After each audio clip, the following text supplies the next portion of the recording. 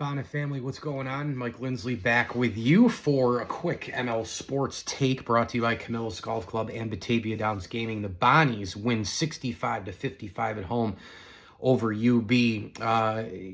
And a quick couple things. I mean, number one, positive is that they won. Number two, they're 9-1. Number three, they're 5-0 at home.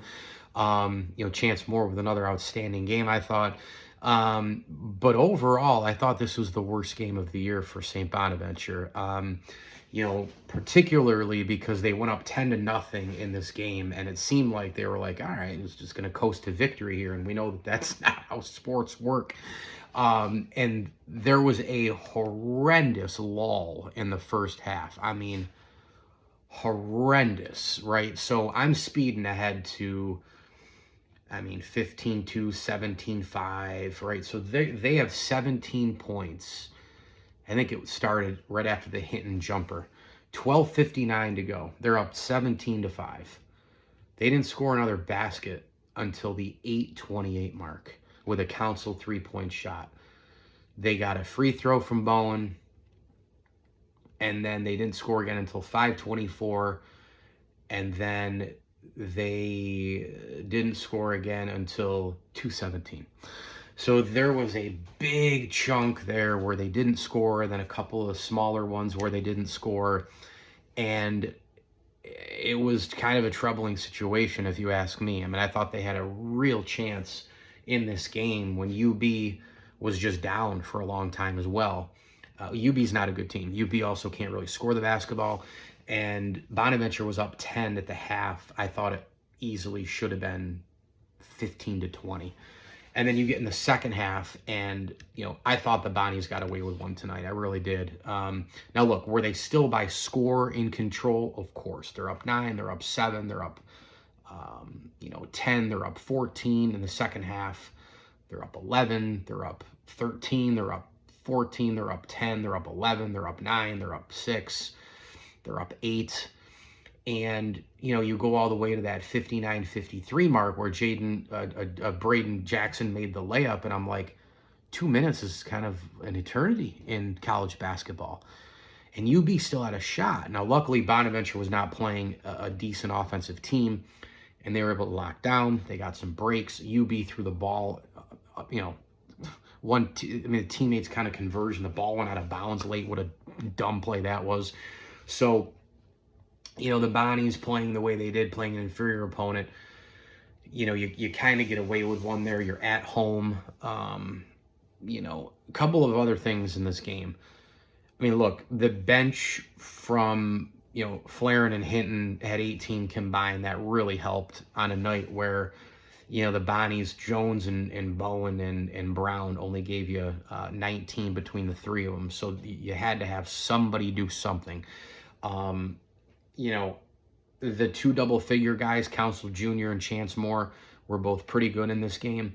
Bonaventure and UB, believe it or not, they tied in rebounds. Bonnies were, they missed 5 free throws in this game. Bonaventure's defense, they had some steals at the right times, which really helped. They had 11 turnovers to 18 for UB. That was a big, big part of that game, especially in the second half. But here's the thing offensively, right? This team is complete, big and strong, long, and athletic. And they can control the game with their basketball IQ. When you take the IQ and you take the skill set that they have offensively, I look at it and I go, please go to the basket. You have 6'4" to 6'8" all over the place. You can dip the ball down low to Brown. There was a moment where he kicked it out and there was an open three. Again, if they're wide open, I'm okay with it. But I feel like this team still, now they shot 15 threes tonight, and I thought that maybe 8 or 9 were like not very good shots. Off balance, guy in the face, rushed, still had time on the shot clock. This team has the ability, with the bench guys included, to just go to the tin.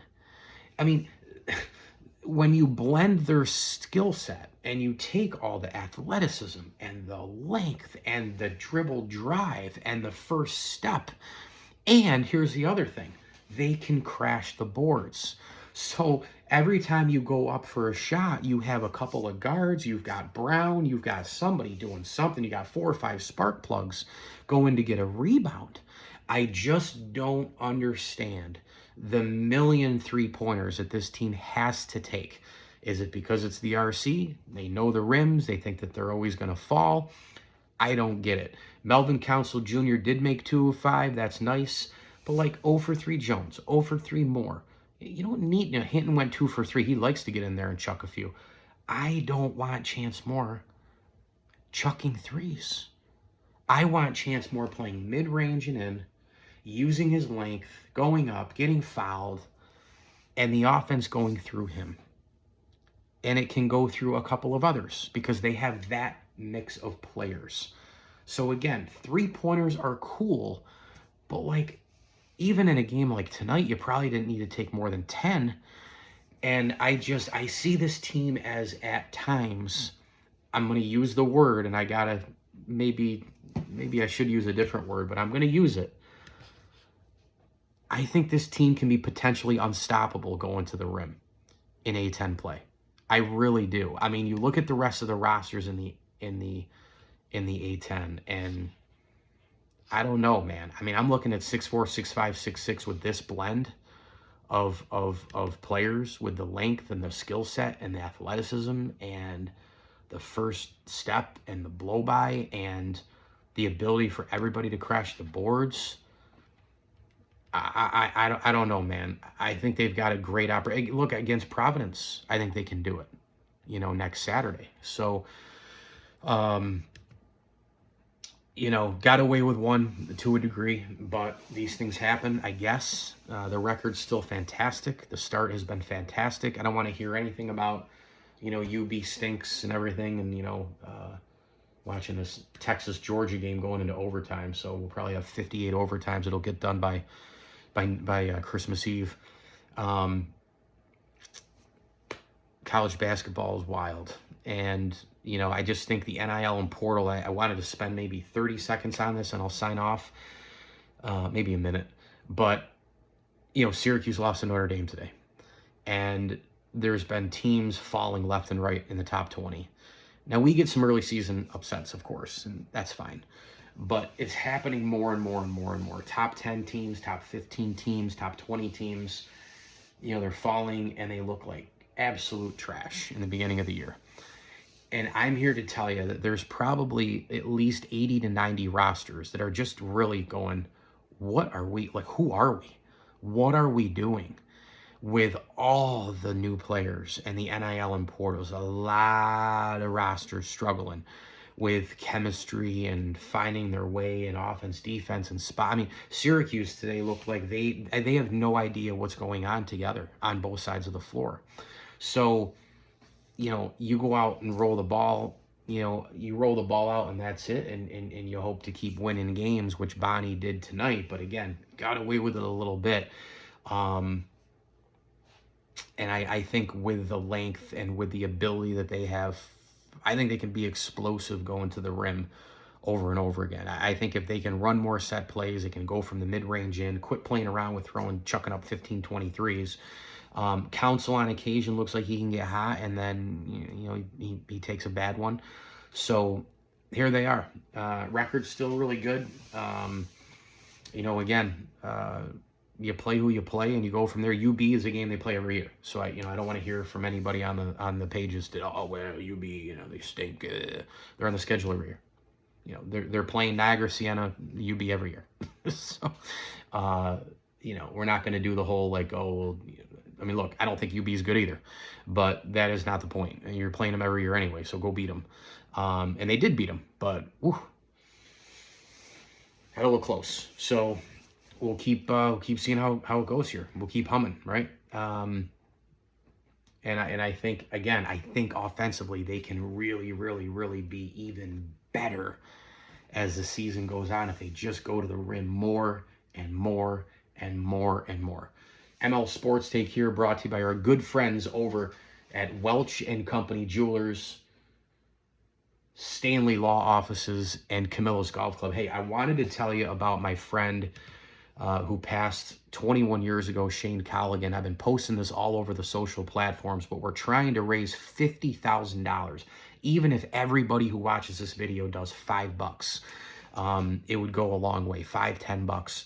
The Shane Colligan Memorial Lounge. If you just Google it, Shane Colligan Memorial Lounge, or you go to netcommunity.sbu.edu, you'll find it. I've been posting it on my personal, on my Platter page. I've been posting on the alumni pages. If we could just go there and just donate, between $5 and $10, just, each person, it would go a long, long way. We got to get 50 grand onto this thing to name this lounge after him. And I want to spend a minute to talk about Shane before I sign off. This guy was one of the greatest people I've ever known. I mean, I get emotional thinking about him. He had heart problems, and I'll never forget that call from my friend Chuck Fiegel, who was my roommate senior year. It was him, me, Bill Hoppy, who now covers the Sabres, and Shane Colligan. It was in a townhouse. I lived in Dev for 3 years, and I lived in the townhouse. And Shane was a news guy, and I was a sports guy. And he would run around with the most energy ever. I mean, he would fly around. Hey, Lindsley. We did a lot of campus radio together. He did some BV stuff to get, at the newspaper. And he was a year after me. And I'll never forget that call. I was watching the NCAA tournament with my dad in his classroom. Syracuse and Manhattan were playing. And Chuck called me, and he said, "Do you have a minute?" And I said, yeah. And he said, "Are you sitting down?" I said, "No." And I went out in the elementary hallway and cried my eyes out when he told me. Because Shane was so full of life. He was such a great guy. And I can't even imagine the success that he would have had as a journalist as well, whether it was a writer, as a broadcaster, both. And I'm looking at his picture right now, and it's just getting me, because he was just so, if there was one person who needed to live a long time to give more, it was this guy. And I really miss him, and he's a tremendous human. He was a tremendous human being, and we want to honor him, his legacy. It's hard to believe that it was 21 years ago, almost, even longer now. But if we could just kind of donate, $5 each, $10 each, whatever the case may be, to this guy. And I remember, he's like, I don't know shit about sports, but he used to crack so many jokes, and we used to have such a blast in the townhouse together and at the campus station.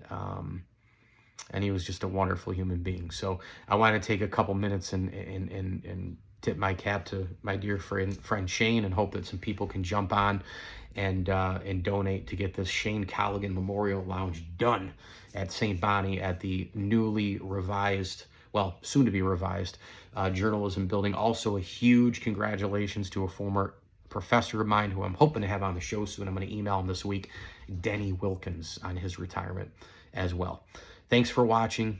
As I always tell you, enjoy the games. And if you can, please subscribe to my channel.